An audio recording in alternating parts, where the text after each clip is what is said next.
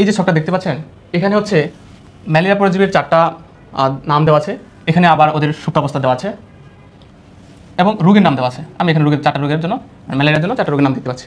এখন প্রশ্ন হচ্ছে, তবে আমি যখন পড়ি যে প্লাজমোডিয়াম ম্যালেরিয়া, তো এটার জন্য কোন রোগ হয়, এই যে একটা কেস, এবং এটার জন্য হচ্ছে আমার যে সুপ্তাবস্থা আছে ওইটার ডিউরেশন ভুলে যায়।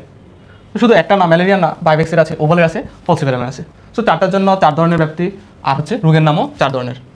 এখন এগুলো কি জরুরি? অবশ্যই জরুরি।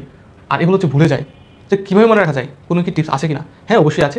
আজকের ভিডিওটা মূলত এগুলো কীভাবে মনে রাখা যায় তার উপরেই, একদম শর্ট, একদম সহজ, একদম ইজি।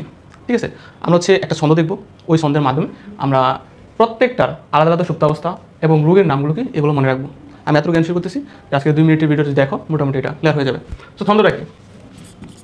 ছন্দটা হচ্ছে যে বিএফ আর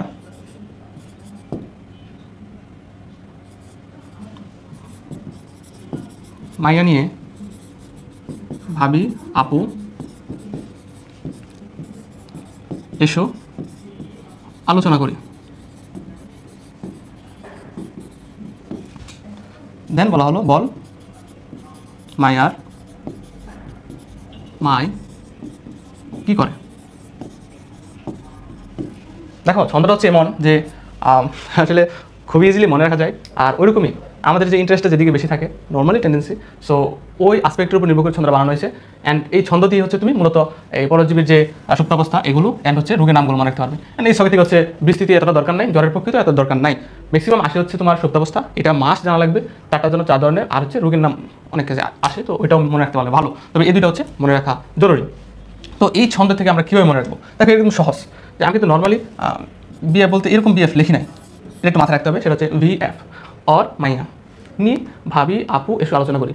আমরা একটা আলোচনা করার জন্য কী জন্য, এটা ভালো উদ্দেশ্য হতে পারে। ধরো মানে একজনকে বিয়ে করতে গেলে অবশ্যই হচ্ছে আমার একটা মায়াকে নিয়ে আমাদের ফ্যামিলিতে আলোচনা করা লাগে, জরুরি। সো আমি চাইবো যে এটা নেগেটিভলি নেওয়ার কোনো কিছু নাই, এটা পজিটিভলি নাও, কারণ এটা দিয়ে হচ্ছে আমাদের জরুরি একটা জিনিস পড়া হয়ে যাচ্ছে।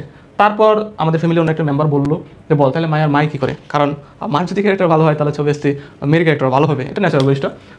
যাই হোক, আমরা ছন্দটা বুঝতে পারছি, এখন ছন্দ থেকে রিলেট করে হচ্ছে আমরা এই বিষয়টা দেখবো। তো এখানে দেখো বি থেকে বোঝাচ্ছি হচ্ছে, এখান থেকে হচ্ছে ভাইভেক্স, প্লাজমোডিয়াম ভাইভেক্স ফার্স্ট।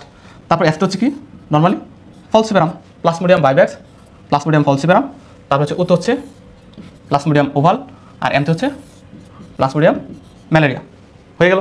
তাহলে আমি হচ্ছে প্রথম একটা সিকোয়েন্স, এটা লিখছি কি জন্য, একটা সিকোয়েন্স জরুরি। যে প্রথমটা হচ্ছে কি যে ভাইভেক্স, তারপর হচ্ছে ফলসিপারাম, তারপর হচ্ছে ওভাল, দেন হচ্ছে ম্যালেরিয়া।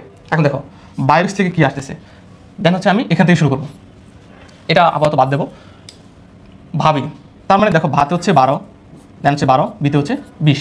তার মানে প্রথমটা ছিল, তার মানে প্রথম ছিল কি ভাইভেক্স, তাহলে ভাইভেক্সের সুপ্তাবস্থা কি 12 থেকে 20। দেখো 12 থেকে 20 আসে কিনা, হ্যাঁ 12 থেকে 20 আসে, রাইট। তারপর হচ্ছে ফলসিপারাম, ফলসিপারাম হচ্ছে পরটা হবে, আপুতে হচ্ছে 8, আতে 8, আর পুতে হচ্ছে 15, তো 8 থেকে 15। তাহলে আমি ফলসিপারাম পাচ্ছি কি 8 থেকে 15। দেখো এখানে ফলসিপারাম হচ্ছে 8 থেকে 15। তারপরে আসতে হচ্ছে ওভাল, তাহলে ওভালের ক্ষেত্রে কি আছে যে এসো, এতে হচ্ছে 11, আর সতে হচ্ছে 16। ঠিক আছে, তাহলে এখানে আমি পাচ্ছি কি ওভালে 11 থেকে 16, মানে এখানে 11 থেকে 16। অ্যান্ড দেন ফাইনালি যেটা হচ্ছে আলোচনা, আলোচনা হচ্ছে কি আতে 18, আর জনাতে হচ্ছে 40, তার মানে 18 থেকে 40।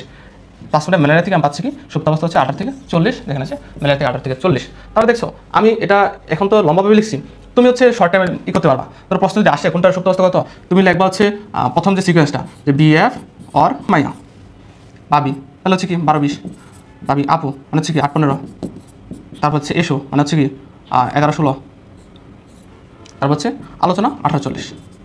বাস সবগুলো মনে আসলো। কত? মাত্র 10 সেকেন্ড, 10 সেকেন্ড হবে না, 5 সেকেন্ডে তুমি এটা আনসার করতে পারবে একদম শিওরভাবে। এ হচ্ছে প্রথম অংশ গেলো। তার মানে যে এই কলামটা আমরা মোটামুটি অ্যানসার করলাম। এরপর হচ্ছে আমাকে এটা জানা লাগবে। তো এটা জানার জন্য আমার পরে অংশটা আছে যে প্রথম হচ্ছে বল। তাহলে বল হচ্ছে কি দেখো বিনাইল টার্সিয়ান ম্যালেরিয়া, বলতে বিনাইল, তার মানে যে আমার প্রথম ছিল কি ভাইভেক্স, ভাইভেক্স হচ্ছে কি আমার বিনাইল টার্সিয়ান ম্যালেরিয়া, রাইট। তাহলে প্রথম অংশ হবে এটা। এরপর হচ্ছে কি মাইয়ার, তাহলে দেখো এখানে হচ্ছে মাই, এখানে হচ্ছে মাইয়ার, তাহলে যেখানে মাই সেটা হচ্ছে মাইল্ড গ্লিন, মাই মানে মাইল্ড গ্লিন, তার মাইল্ড ছাড়া যেটা হবে মাইয়া, তাহলে আর কি আছে মেলিগনেন্ট, তার প্রথমটা নেওয়া হচ্ছে কি মেলিগনেন্ট, তাহলে ফলসিপারাম হচ্ছে কি মেলিগনেন্ট ম্যালেরিয়া, রাইট। এরপরে হচ্ছে কি মাই, তার মানে মাইল্ড গ্লিন ম্যালেরিয়া, তাহলে এটা হচ্ছে কি ওভাল। দেখো ওভালে হচ্ছে সরি এই যে ওভাল, ওভাল হচ্ছে কি মাইল্ড বা মৃদু টার্সিয়ান ম্যালেরিয়া, তাহলে mild tertian malaria. And then finally আরেকটা আছে, সেটা হচ্ছে কি যে কী করে, তাহলে কটন ম্যালেরিয়া, করে মানে হচ্ছে কি কটন ম্যালেরিয়া, তাহলে এটা হচ্ছে ম্যালেরিয়ার ক্ষেত্রে কী হবে কটন ম্যালেরিয়া। এই তো, তাহলে এটাই ছিল আজকের শর্ট ভিডিও, যেখানে হচ্ছে আমরা এই ছকটা, তার সুপ্তাবস্থা এবং হচ্ছে রোগের প্রকৃতি সম্পর্কে জেনে ফেললাম। আর এই ছক থেকে মূলত এই সুপ্তাবস্থা হচ্ছে রোগের প্রকৃতি জানলেই এনাফ। আজকে পর্যন্ত, আসসালামু আলাইকুম।